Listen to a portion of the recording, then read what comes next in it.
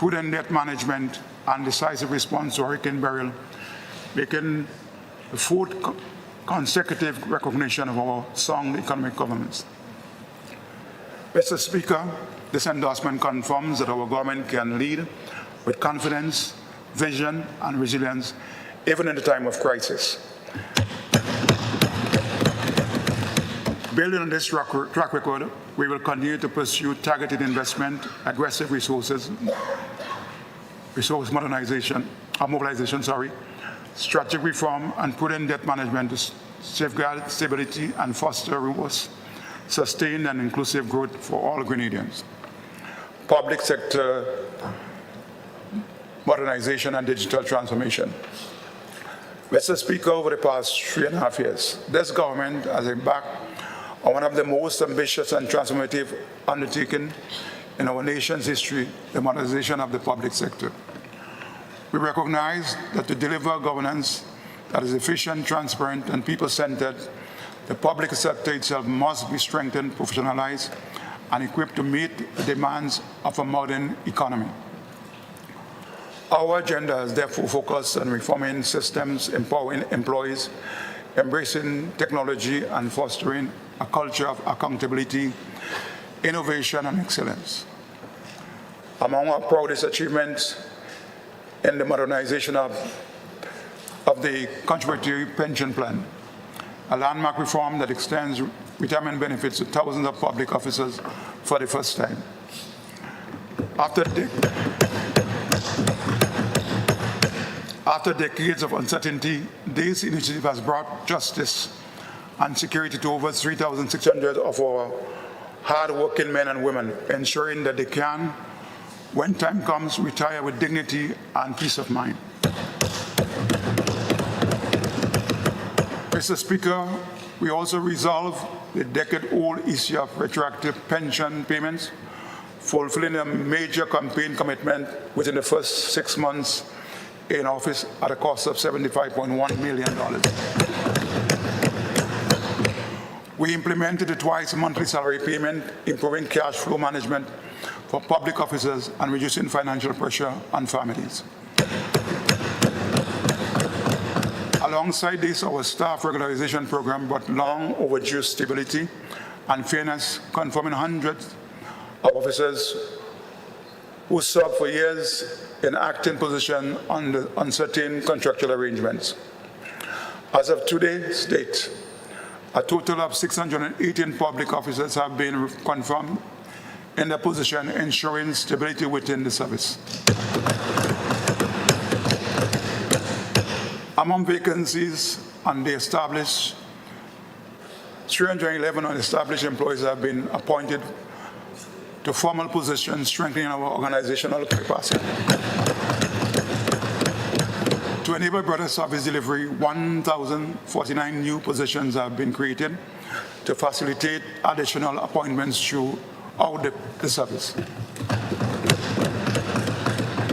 In addressing equity in compensation, more than 300 employees received salary adjustments to address disparities and ensure fair remuneration across the workforce. Additionally, 32 long-serving employees occupying 2 vacant positions have been appointed as of December 2024, making them eligible for the defined benefit pension. Equally important, Mr. Speaker, we delivered pay and grade adjustments for the Royal Grenada Police Force, resolving a long-standing matter that had been neglected by the former administration for over 3 decades.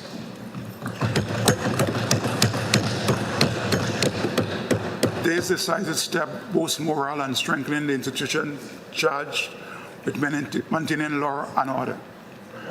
We have significantly strengthened tax administration and revenue collection in the past 3.5 years, including a full rollout of the modern tax system, GTax. To this end, Mr. Speaker, I wish to commend the Inland Revenue Department and the Customs and Excise for their outstanding performance over the past several years. Mr. Speaker, our strategic leadership and digital transformation agenda has been advanced through the Cabinet Office. We implemented a new performance management framework for ministries and senior managers establishing clear targets and accountability measures that enhance performance and policy delivery. Meanwhile, partnership with the University of the West Indies have strengthened the policy development strategic planning capacity for senior officials. Through this e-cabinet initiative, the office successfully digitalized cabinet papers and records, introduced secure online workflows, and strengthened the digital readiness of staff. Looking ahead, the Cabinet Office, through the division of ICT, will continue to accelerate digital transformation across the public sector. The focus will be on expanding paperless system, centralizing ICT procurement for cost efficiency, and strengthening the national capacity through the creation of new technical roles in networking and cybersecurity. Mr. Speaker, these initiatives reaffirm the government's unwavering commitment to effective governance, technological innovation, and service excellence. Together, they are shaping the public sector that is agile, accountable, and ready for the future. Mr. Speaker, in public sector, things are happening. Strengthening of statutory bodies and state-owned enterprise governance. Mr. Speaker, the efficient performance of the public sector institutions is vital to national development. We have taken decisive steps to strengthen statutory bodies and state-owned enterprise governance through improved oversight, reporting, and accountability mechanism. A key performance metric in this regard, Mr. Speaker, is the number of trained and accredited directors providing oversight and strategic guidance to those bodies. From close to zero prior to June 2022 to over 187 trained and accredited directors as of today's date. We are enhancing performance monitoring framework, enforcing compliance within the Public Finance Management Act, and ensuring that the public sector institutions operate with commercial discipline and public purpose. This effort will help reduce fiscal risk, improve service delivery, and ensure that state bodies contribute meaningfully to Grenada's economic transformation. Mr. Speaker, our efforts are already bearing fruits, with continued improvement in the performance of public sector institutions since 2022. In this context, I wish to commend the Grenada Ports Authority, the Grenada Authority for the Regulation of Financial Institutions, GAFIN, and the Public Utilities Regulatory Commission, POC, for the dividends contributions to the Consolidated Fund this year. We look forward to other SOEs and statutory bodies doing so in the future. A copy of the statutory bodies and state-owned enterprise performance report for 2024 is laid before this Honorable House, together with the 2026 appropriation bill. Strengthening parliamentary representation. Mr. Speaker, over the past 3.5 years, this government has implemented practical and meaningful reforms to strengthen parliamentary representation across our nation. We increased the salaries of all parliamentarians, non-ministers of government, to reflect the demands of the office. Moreover, we established a 10,000 monthly constituency allowance to ensure that elected members of parliament, including the opposition members, can respond swiftly to community needs and to enhance constituency office and administration support to improve day-to-day service to the people. Mr. Speaker, this government also secured vehicles for all constituencies to significantly improve mobility, visibility, and outreach. Looking ahead, Mr. Speaker, we will continue moving deliberately towards providing parliamentarians with the full suite of resources required to perform their duties effectively and responsibly. Because stronger representation means stronger communities. Mr. Speaker, despite the naysayers and the old talk, we have done more to strengthen parliamentary representation in 3.5 years than any other government in the history of the country. In this parliament, Mr. Speaker, things are happening. Enhancing the Citizenship by Investment program.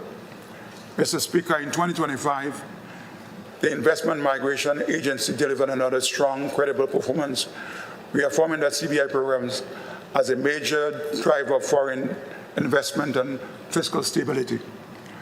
By the end of the third quarter, the agency has already achieved its budgeted revenue and is on track to exceed the annual target by as much as 10%.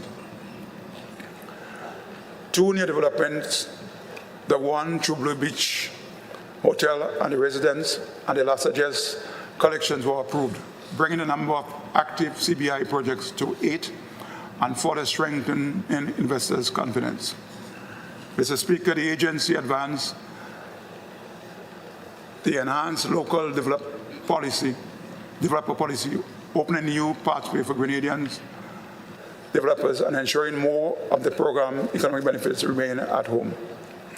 It also enhanced the due diligence, improve operation efficiency, and align this process with emerging global standards. In 2026, the IMA will accelerate digital transformation, deepen diaspora engagement, and expand into new source markets and strengthen customer service. The CBI will the CBI committee will strengthen its governance and oversight role. This will include the repeal and replacement of the existing legislation. Additionally, the CBI committee will make the necessary internal changes in preparation for the advent of regulatory functions of the Eastern Caribbean Citizenship by Investment Authority, ECCIRE. In the investment migration industry, Mr. Speaker, things are also happening. Private sector development. Mr. Sector, our private sector, especially our micro, small, and modern and medium-sized enterprises, remain the backbone of employment, innovation, and economic resilience across Grenada. The support and the strengthening of this sector is fundamental to our transformation strategy. Mr. Speaker, for example, through the COVID-19 Economic Support Program, as much as $30,000 in grant funding was provided to individuals and small businesses to support private sector development. Mr. Speaker, since assuming office, we have provided critical financial support to private sectors through the Grenada Development Bank in the form of loans and grants to start new businesses and expand existing ones, thereby sustaining and creating new jobs. More recently, we provided business community support by allocating $25 million in affordable financing to provide grants for debt servicing and soft loan at 1% interest rate, replacing our stock and capital work to help enterprises recover and restart operations after Hurricane Beryl. This timely response protected jobs and accelerated the rebuilding of the economy of Carriacou and Petit Martin. Mr. Speaker, the Grenada Investment Development Corporation also delivered strong results.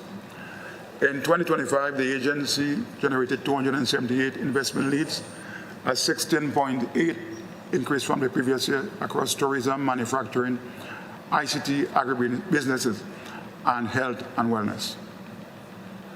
Of these 83 initiatives, applications were processed.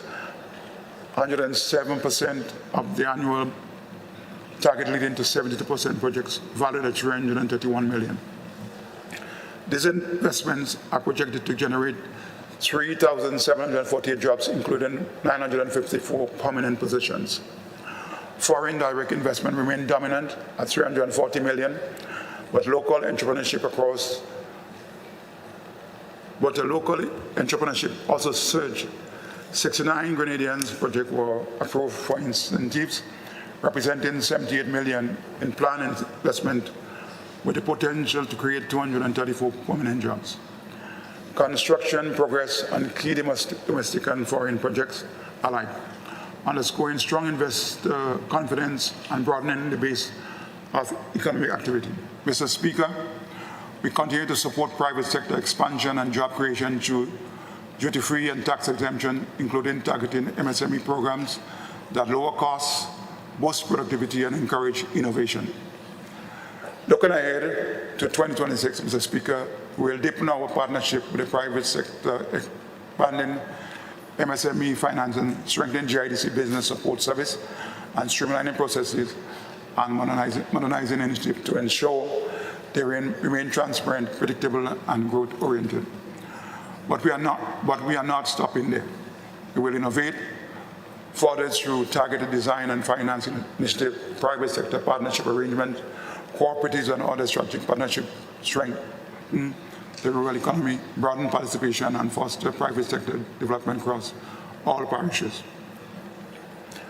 Our objective is simple: to create an environment where businesses can invest with confidence, expand steadily, and create sustainable jobs for the people of Grenada. Mr. Speaker, in the private sector also, things are happening. Structural reforms.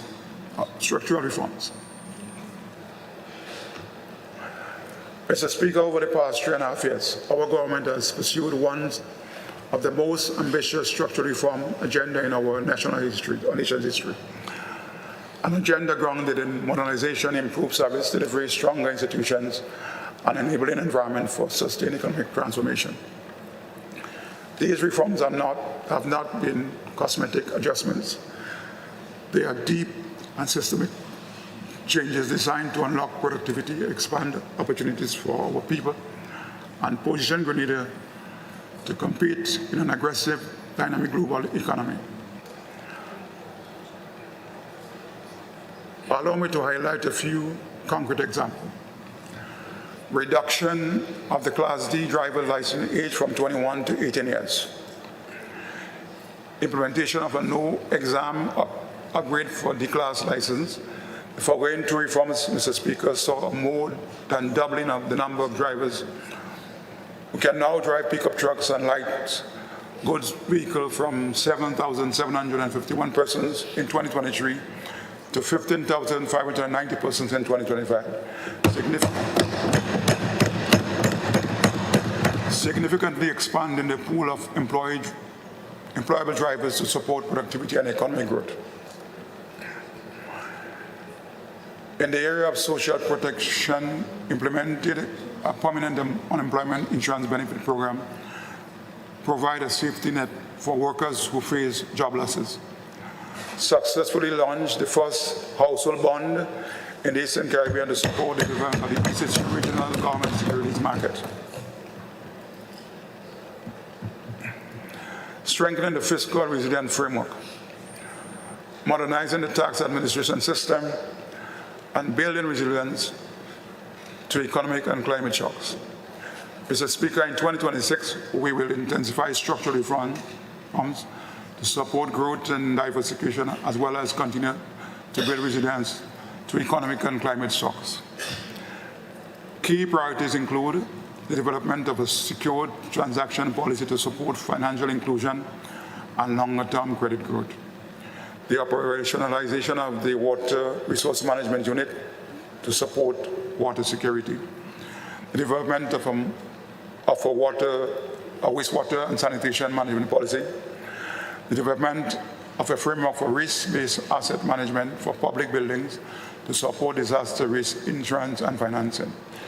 The institutionalization of a shock response policy for the support of for education, enhance and development seed program, and the strengthening of tax administration and collections, including modernization, the professional license framework to ensure that all practitioners are properly registered, transparently regulated, fairly accessed, and fully compliant with a more equitable and enforceable system. Mr. Speaker, the structural reform introduced over the past 3.5 years and those we will advance in 2026 represent a bold departure from outdated systems and visionless policies.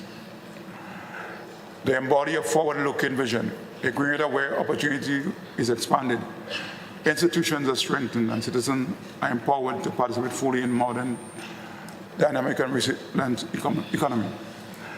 A government that cares. Mr. Speaker, our government remains unwavering in its commitment to protect Grenadian households from the cost of living and global economic shocks. To ease the burden of our citizens, we are maintaining and strengthening a comprehensive package of cost of living relief measures.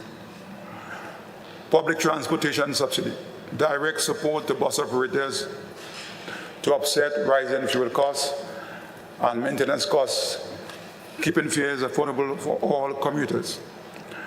Petrol tax relief. Petrol and diesel tax remain reduced to $3.50 per gallon, helping families manage transportation and household expenses. Electricity support.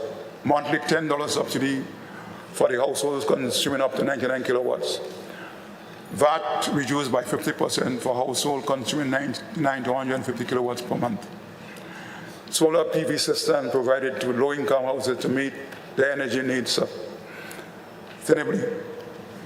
Essential goods relief.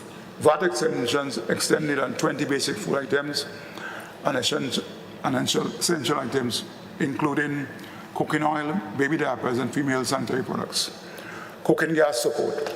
Fixed price of a 20-pound gas cylinder maintained at $40 to protect households from energy price fluctuations. Christmas free barrel program. 100% exemptions from duties and tax, including customs service charge, up to 2 barrels per household on food and other basic necessities from December 8, 2025 to January 5, 2026. These measures represent an investment of over $47 million, directly supporting Grenadian households from global pressures. Mr. Speaker, this is not just governance. This is a compassion in action. A government that plans, invests, and cares for its people. Mr. Speaker, is things happening?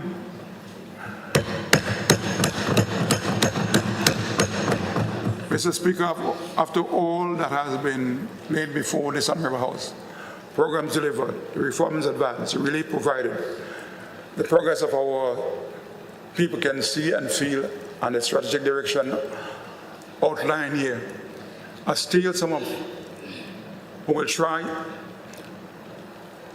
to distort the truth. But let me put it plainly. Things are happening. And with that, Mr. Speaker, I now turn to my concluding remarks. Mr. Speaker, as we reflect on the past 3.5 years, we do so with profound gratitude and unwavering sense of purpose. Our nation has walked a remarkable path, one marked by adversity, but also by resilience, progress, and transformation. Through global uncertainty, post-pandemic recovery, and the devastation wrought by Hurricane Beryl, our people stood firm, and the government stood firmly with them. Mr. Speaker, we did not react, or did not retract, or retreat from the storm, literally or figuratively. Instead, we built homes, restored livelihoods, strengthened institutions, and delivered reforms that previous administration only dreamed of implementing. We accelerated revenue modernization, expanded digital public service, including online pension life certification and other electronic embarkation and simplification cards, introduced bi-monthly salary payments, enhanced training opportunities, protect the vulnerable, and continue our steady march towards sustainable and inclusive growth. We supported families facing hardship. We expanded investment in our youth. We grew our economy and reduced unemployment. We preserved investors' confidence and kept our development agenda firmly on track. And through it all, we demonstrated what responsible, compassionate, people-centered governance truly look like. But, Mr. Speaker, even as we celebrate these achievements, we remain ever mindful of the source of our strength. Philippians 4:13 reminds us that we can do all things through Christ who strengthens us. And Luke 12:18 calls us to humility and accountability. To whom much is given, much is required. These words continue to guide our leadership and shape our national mission. They remind us that leadership is service, stewardship, and sacrifice. They remind us that our mandate is not simple to govern, but to uplift, to ensure that no child, no youth, no worker, no elder is left behind. As we step into 2026, we do so with a renewed vision grounded in partnership, innovation, and national unity. For the scripture is clear, where there is no vision, the people perish. Proverbs 29:18. Mr. Speaker, our vision remains bright and unwavering. A modern, resilient technology-enabled Grenada, powered by its people and advancing boldly towards promise of Vision 75. This budget under the theme towards Vision 75, powering progress through people's participation and innovation, is much more than a policy document. It's a national call to action. It signals our deepened commitment to citizen engagement and our determination to advance bold reforms that continue to position Grenada among the most favored nations in the region and if not the world. Mr. Speaker, as we chart the road ahead, let us move forward not as a separate voice but as one people united in purpose, bound by shared hope and driven by unshakable belief in what Grenada can become. Let us build with courage, let us innovate with confidence, let us practice with pride, and let us work together steadfastly and relentlessly to build a better future for all. With unwavering devotion and a deep sense of duty, we pledge to continue working tirelessly for you, people of this proud, triumphant nation. Acknowledgements. Mr. Speaker, it would be remiss of me if I did not take this opportunity to thank all our friends and partners who have helped us through our journey. As you can appreciate, our list of acknowledgement is extremely long. Therefore, a detailed listing can be found in Appendix 3 of this statement. Permit me, however, to highlight just a few and to express profound gratitude to all who made this moment possible. Mr. Speaker, we first acknowledge the continued grace and guidance of Almighty God, noting we understand as a people or as a government can sustain without divine favor, and for this we are deeply thankful. Allow me also to reiterate my sincere appreciation to the Prime Minister and the Cabinet colleagues. We remain the united team of men and women who love Grenada and deep and who let me take that again. We remain a united team, men and women who love Grenada and deeply and who are committed to the hard work of nation building. Our shared purpose strengthens the work we do every day and on behalf of the people of Grenada, Carriacou, and Petit Matin. I extend heartfelt thanks to all who contributed to the preparation of and presentation of this 2026 budget and the accompanying documents across government ministries and departments, statutory bodies, state-owned enterprise, and all public officers who supported this comprehensive national undertaking. Permit me to especially acknowledge the dedication and professionalism of the Permanent Secretary and Deputy Permanent Secretary of the Ministry, the advisors to the Minister, and others of the co-management team, staff of the Division of Policy, Budget and Debt Management, and other members of the budget preparation team. Their tireless efforts, long hours, and unwavering commitment have been invaluable to ensure that this budget is grounded in sound policies, rigorous analysis, and the priorities of our people. I also record my thanks to the Attorney General and our staff, the Cabinet Secretary, the entire GIS team, the Press Secretary, and all others who played various roles in shaping, reviewing, and communicating and presenting this year's budget. To you, Mr. Speaker, and to the Clerk of Parliament and his staff, I express deep appreciation for the support and facilitation provided throughout this process, culminating in the delivery of today's presentation. Mr. Speaker, as I close, I must once again thank the people of St. Patrick East for their continued trust, encouragement, and confidence in my representation, this proud constituency in this honorable House. Their resilience, community spirit, and partnership have been my constant motivation. I express deep gratitude to all contributing to our nation's progress, to my constituents, and the steadfast partnership. And may God continue to bless and guide Grenada, Carriacou, and Petit Matin. I thank you.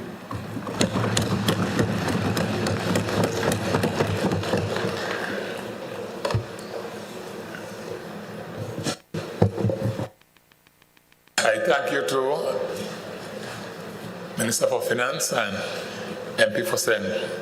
Patrick East for presenting the budget, the statement of revenue and expenditure for the period 2026. No doubt it was a long journey this time. You went well over 2 hours, but we sat with bated breath and followed every word. We thank you for the presentation. You have government business? Thank you, Mr. Speaker. I beg to move that this Honourable House stands adjourned until Thursday, the 4th of December at 9 o'clock in the forenoon. Thank you, Mr. Speaker. Honourable members, the question is that this Honourable House stands adjourned until Thursday, the 4th of December at 9 a.m. in the forenoon. Those who are in agreement say aye. Aye. Those who oppose say no. The ayes have it. Indeed, the ayes have it. This Honourable House now stands adjourned.